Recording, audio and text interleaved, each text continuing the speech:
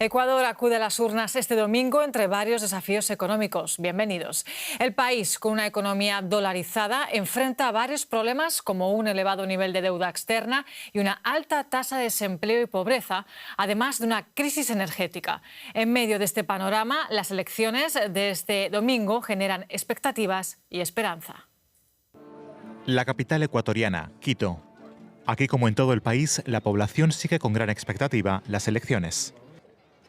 Ecuador, que alguna vez fue un símbolo de estabilidad y crecimiento económico de la región, atraviesa ahora una crisis profunda. La violencia de bandas y el narcotráfico han dejado huella, afectando incluso al turismo y con ello a quienes dependen de él para subsistir. Es el caso de Jesús Chávez, un vendedor de artesanías que anhela mejores condiciones de vida. Estamos sobreviviendo, no viviendo, sobreviviendo. Tratamos de tener menos gasto porque también tenemos menos ingresos. Entonces, a veces también la familia tiene que, toda la familia trabajar para poder tener el sustento económico. Quisiera que trabaje para todo el país, quisiera que traiga más turistas, para que haya más trabajo para nuestros hijos, para nuestros nietos que vienen. La crisis de seguridad y el complicado panorama económico han provocado una fuerte desaceleración del PIB. De un crecimiento superior al 6% en 2022, cayó en 2024 hasta apenas un 0,3%. Para 2025, la previsión es del 1,2%. Con una deuda elevada y una fuerte dependencia de créditos internacionales, el presidente en funciones, Daniel Noboa, ha optado por medidas de austeridad. La eliminación de subsidios ha encarecido el combustible, mientras que una crisis energética, agravada por la sequía extrema, ha aumentado la frustración social. Según el Banco Mundial, alrededor del 33% de la población en Ecuador vive actualmente por debajo del umbral nacional de la pobreza. Y para conocer mejor los desafíos económicos a los que se enfrentan los candidatos a las elecciones en Ecuador, conectamos con Vicente Albornoz, decano de Economía de la Universidad de las Américas de Quito. Gracias por estar con nosotros. Hablamos de una economía dolarizada. Señor Albornoz, ¿cómo ve usted la sostenibilidad de la dolarización a largo plazo de Ecuador, además con el cambio de administración en la Casa Blanca? Yo veo que la dolarización fue muy positiva para Ecuador. Acabamos de cumplir 25 años de estar dolarizados. En realidad creo que la dolarización tuvo una vida más larga de lo que le dimos de esperanza de vida cuando se creó en el año 2000. Y la verdad creo que el gobierno de Noboa ha hecho una serie de cosas para fortalecer la dolarización. Yo no veo por qué un país pequeño como Ecuador deba ver en peligro su dolarización por el cambio de mando en la Casa Blanca. No creo que Donald Trump tenga ningún interés ni en apoyar ni en destruir la dolarización de un país como Ecuador. Señor Albornoz, en 2024, además, los cortes de electricidad han sido una preocupación para diversos sectores ahí en Ecuador. ¿Cuál es su evaluación sobre las causas de estos cortes y qué medidas económicas proponen los principales candidatos para solucionar este grave problema? La causa central de los apagones, de los cortes de luz, fue que se invirtió casi exclusivamente en energía hidroeléctrica en la vertiente oriental de los Andes. Por lo tanto, cuando dejó de llover en esa vertiente, aunque llovía en la otra vertiente, en la vertiente pacífica de los Andes, dejamos de tener energía eléctrica porque tampoco habíamos invertido en plantas térmicas. Entonces fue un tema de una mala inversión. Lo que proponen todos los candidatos es simplemente terminar con los apagones. Lo triste es que no hay propuestas concretas de cómo terminar con los apagones. Es decir, nos dicen lo voy a solucionar, pero no lo dicen cómo. Y por último, el empleo en Ecuador ha sido un tema crítico, con una alta tasa de desempleo y dificultades en la creación de trabajos formales. ¿Qué políticas públicas considera usted que los candidatos favoritos están ofreciendo para acabar con esta crisis? El gran problema es que cerca de 2/3 de los ecuatorianos que tenemos un empleo tienen empleos mal pagados, empleos informales, empleos con realmente malos niveles de ingreso. El problema es que Ecuador lleva una década entera de no crecer. Ese es el gran problema. Nuestra economía ha crecido, ha caído, pero a nivel por habitante estamos al mismo nivel que en el año 2014.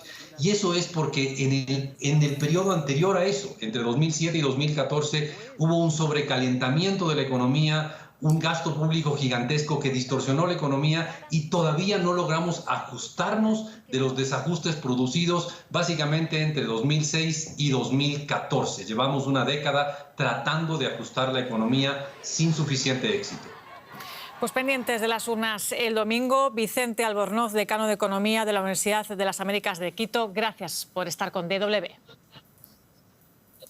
Mucho gusto. Cambiamos de tema. La tasa de desempleo en Estados Unidos descendió 1/10 en enero, situándose en el 4%, con la creación de 143.000 nuevos puestos de trabajo, según los datos publicados este viernes por la Oficina de Estadísticas Laborales. La generación de empleo se moderó respecto a los 307.000 puestos añadidos en diciembre y fue menor a la que esperaban los analistas. No obstante, la tasa de desempleo mantuvo su contracción moderada de los últimos meses y el mercado laboral estadounidense sigue mostrando fortaleza. Los sectores que impulsaron la creación de empleo fueron el sanitario, el comercio minorista, los empleos gubernamentales y la asistencia social. Las revisiones de las cifras de 2024 muestran que se creó menos empleo en 2024, pero el mercado laboral comienza el año en equilibrio y otras preocupaciones. Ana Nieto, Nueva York, ¿cuáles son? Pues pese a la situación de prácticamente pleno empleo, el sentimiento de los consumidores estadounidenses se ha desplomado. El índice que elabora la Universidad de Michigan ha pasado del 71,1 de principios de enero a 67,8, casi 12 puntos porcentuales por debajo del mismo periodo del año pasado. El deterioro, además, se refleja en las perspectivas que tienen los consumidores de la futura inflación, que se espera que se llegue al 4,3% este año. La amenaza de los aranceles y lo que significa parece ya haberse entendido por parte de los estadounidenses tras las elecciones y esta universidad se hace eco de las perspectivas que puede haber por estos aranceles en la inflación. Estas encuestas que se han hecho a los consumidores se hizo antes de que el presidente Trump abriera la guerra comercial oficialmente con Canadá, México y China. Hoy el presidente ha dicho que va a haber la semana que viene un anuncio sobre aranceles recíprocos, es decir, aranceles a países que ya gravan bienes de Estados Unidos. También ha dicho que podría haber aranceles sobre Japón, algo que también ha dicho que no ha hablado con el primer ministro japonés, con el que ha mantenido hoy un encuentro. Con respecto a la Unión Europea, se piensa que no solamente se están evaluando los aranceles, sino también barreras que se consideran no comerciales, como por ejemplo el IVA, para imponer aranceles a este mercado común. Y Ana, ¿cuál ha sido la reacción de los mercados? Pues Wall Street ha recibido con bastantes pérdidas tanto la caída del sentimiento del consumidor como las perspectivas inflacionistas y la posibilidad de nuevos aranceles. Se ha llegado a caer casi un punto cuando se ha conocido la noticia en todos los índices. Adicionalmente, la cifra de empleo, de que aún se está creando bien empleo, parece indicar que la política monetaria no es suficientemente restrictiva, por lo que se empieza a clarificar un panorama en el que la pausa de la Fed sea realmente larga. Desde la Reserva Federal ya se ha dicho que no hay prisa en rebajar las tasas de interés y cada día hay más evidencia de que esta prisa puede durar un tiempo bastante, esta falta de prisa, puede durar bastante tiempo. El secretario del Tesoro dice que no están preocupados por lo que hace la Fed, sino por lo que hace el bono a 10 años, que se refleja luego en las tasas de interés de los préstamos.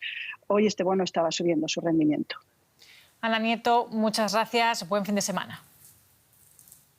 Igualmente. A 2 semanas de celebrarse las elecciones anticipadas aquí en Alemania, la economía vuelve a ser un foco de preocupación. Es que según los datos avanzados este viernes por la Oficina Federal de Estadísticas, la industria alemana sigue en contracción. El dato corresponde al mes de diciembre y muestra un retroceso de un 2,4% en la producción industrial comparada con el mes anterior. En la comparación con el mismo mes de 2023, la caída llegó a ser del 3,1%. El dato decepciona, ya que en noviembre había mostrado un leve repunte, pero el último mes del año no hizo más que confirmar la tendencia. Estonia, Letonia y Lituania completarán este fin de semana la desconexión de sus redes eléctricas de Rusia y Bielorrusia para integrarse plenamente con el sistema energético de la Unión Europea. Este paso, sin duda, marca el fin de una era. Una línea de alta tensión entre Lituania y Bielorrusia. La conexión eléctrica entre los dos países tiene una larga historia, pero este fin de semana se apagará el interruptor y se cortará la conexión. Rusia dejará de suministrar energía a los países bálticos. En primer lugar, se trata de una separación física del llamado sistema Brel de tipo soviético. Según mi opinión, es el último elemento que quedaba de nuestra dependencia energética con Rusia y Bielorrusia.